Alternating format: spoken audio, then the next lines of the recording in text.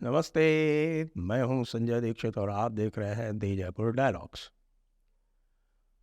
America को भारत ने एक जोर का तमाचा दिया और ये देखकर हमारा जो पड़ोसी है वो हतप्रभ है। क्यों हतप्रभ है?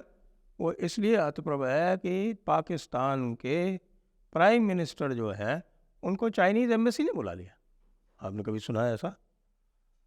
कोई एम्बेसी किसी देश में किसी राजनयिक को ही नहीं बुला सकती। यहाँ तो चाइनीज एम्बेसी ने कहा है शहबाज शरीफ यहाँ। और शहबाज शरीफ जो है वो दुम दबा के पहुँच गए चाइनीज एम्बेसी और वहाँ जाके उनके कॉन्डोलेंस रजिस्टर में भी साइन करके आए और उनको सलाम करके आए और उनसे माफ़ी मांग के आए। उन्होंने कहा हुक्म जो भी आप कहेंगे वो कर देंगे। आप तो अपने लोग बुला लगा लीजिए या चाहे जो कुछ भी कर लीजिए, जैसा चाहिए कर लीजिए। आप तो हमें कॉलोनाइज कर लीजिए, हम पूरी तरह से तैयार। और यहाँ भारत ने क्या किया? यूएस में एक डेली ब्रीफिंग होती है। कहाँ पे? व्हाइट हाउस में। वो स्टेट डिपार्टमेंट ही करता है वैसे। वो जो व्हाइट हाउस का जो स्पोक्समैन होता है उसकी ब्रीफिंग जो है वो स्टेट डिपार्टमेंट से ही करते हैं। स्टेट डिपार्टमेंट को आप जानते हैं, यूएस स्टेट डिपार्टमेंट और सीआईए, ये जो तथाकथित जिसको हम डीप स्टेट कहते हैं, उस डीप स्टेट के बिल्कुल अभिन्न अंग हैं। तो अब आप ये देखिए कि केजरीवाल को गिरफ्तार किया गया तो पूरा का पूरा डीप स्टेट हिल गया। आप जानते हैं केजरीवाल जो है वो डीप स्टेट के ही अंग है। तो केजरीवाल के गिरफ्तार होने पर उनको बड़ा सदमा पहुंचा और उनसे जब पूछा गया, अच्छा ये पूछते भी कैसे हैं ना, वहाँ पे जो स्पोक्समैन होते हैं जो वहाँ बैठ जाते हैं ना, उनके जो बीट के जो रिपोर्टर्स होते हैं और जो बैठते हैं जाके क्वेश्चंस पूछते हैं, उनको सबको फीड कर दिया जाता है कि भाई आज तुम ये पूछ लेना। वैसे अपने भी क्वेश्चंस पूछते हैं, लेकिन चूंकि उनका आपस का जो रिश्ता बन जाता है, क्योंकि मीटिंग के बाद में या ब्रीफिंग के बाद में या ब्रीफिंग के पहले इनफॉर्मल भी मुलाकातें होती हैं, बातचीतें होती हैं, तबादलाए ख्याल होते हैं। किसी को प्लांट कर दिया गया और उसने प्रश्न पूछ लिया केजरीवाल के ऊपर। तो साहब, जैसे कि आपको पता है कि अमेरिका जो है वो पूरी दुनिया का चौधरी अपने को आज भी समझता है। चौधरी था ज़रूर, बिल्कुल।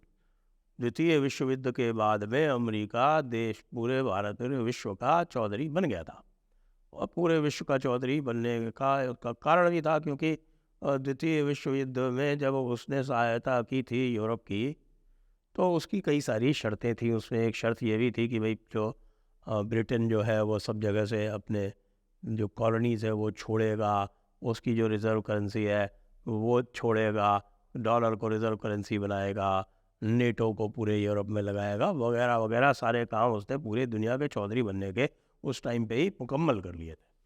और जब वो चौधरी बन गया तो भाई बना रहा, सामने रूस खड़ा रहा कुछ दिनों तक। और जब रूस गिर गया 1990 में गोरबेचोव की बेवकूफ़ियों से, तो उसके बाद तो भाई बिल्कुल एकमात्र चौधरी बन गया। ये हालत हो गई साहब।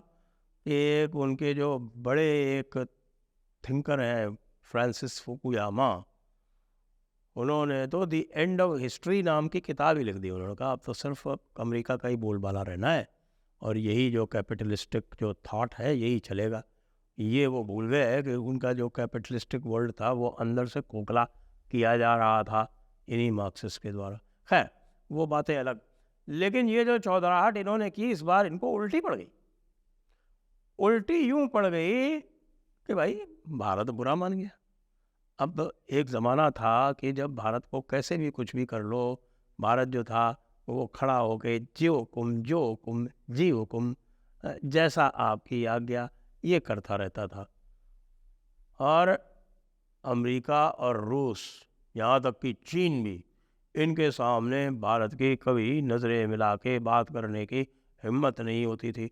आपको यदि याद हो तो जरा मनमोहन सिंह का समय याद कीजिए कि मनमोहन सिंह का जो समय था उसमें जब वो जाते थे तो किस तरह से उनको जॉर्ज बुश या बराक ओबामा ट्रीट करते थे, उनके कंधे पर हाथ रख के। इस बार जब मोदी जी आए तो उन्होंने सबसे पहले डिप्लोमेटिकली ये कन्वे किया कि जरा बता दीजिएगा अमेरिकन प्रेसिडेंट साहब को, ट्रंप साहब को, कि मोदी जी के कंधे पे हाथ न रखें, करंट निकलता है उसमें से। तो आपने देखा होगा कि आजकल जो प्रथा है वो गले लगने की है। जी हाँ, मोदी जी से यदि आपको संबंध सुधारने हैं तो गले लगना पड़ेगा। भले ही कुछ लोग उसे गले पड़ना कहें, लेकिन गले लगना तक तो ठीक है। कंधे पे हाथ नहीं रख सकते, पेट्रोनाइज नहीं कर सकते।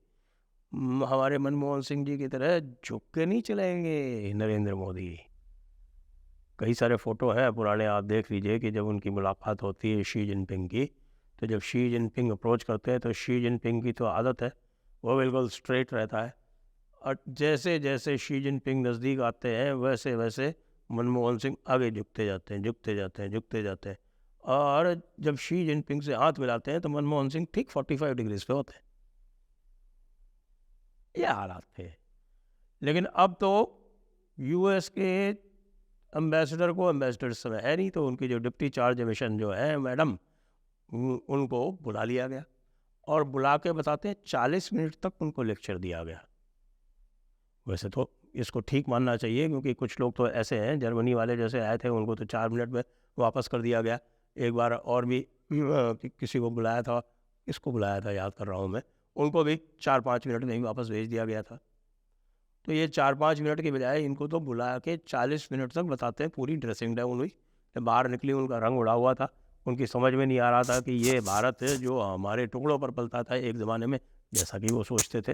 वो ज़माना बहुत पुराना हो गया, 60s की बात है वो संभवतः।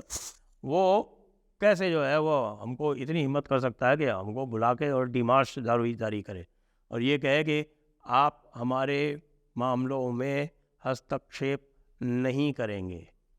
लेकिन ये तो यहाँ की बात है। अब जो है उसके बाद भी इन्होंने अपनी हरकतें छोड़ी नहीं, क्योंकि उसके अगले दिन फिर से जब ब्रीफिंग हुई तो फिर इसके बारे में जब सवाल पूछा गया, 2 पार्ट पूछे गए, तो कि भाई क्या कहा गया, तो उसके बारे में तो उन्होंने मना कर दिया बताने से कि फॉरेन ऑफिस ने भारत के अमेरिकी चार्ज द मिशन को क्या कहा गया ये तो नहीं बताया उन्होंने। हाँ, दोबारा जब कहा गया कि साहब ये देखिए यहाँ पर कांग्रेस पार्टी के पैसे जो है वो जब्त कर लिए गए हैं और अरविंद केजरीवाल जो है उसको जमानत नहीं मिल रही है, इत्यादि इत्यादि, तो उसके बाद में फिर we encourage our allies to follow legal process वगैरह वगैरह, वही उपदेशात्मक भाषा। तो अब जो है मेरे को यह सूचना मिली है मेरे सोर्सेस से कि अब भारत भी इस प्रकार की ब्रीफिंग कर सकता है। वैसे भी आप जानते हैं डॉक्टर जयशंकर जो है वो लगातार यूरोप को और अमेरिका को आईना दिखाते रहे। वो किसी भी मुद्दे पर कहीं पर भी बैकफुट पर नहीं गए हैं। जब वो जाते हैं अमेरिका तो सारे अमेरिकन थिंक टैंक जो है वो लाइन लगा के उनको आमंत्रित करते हैं।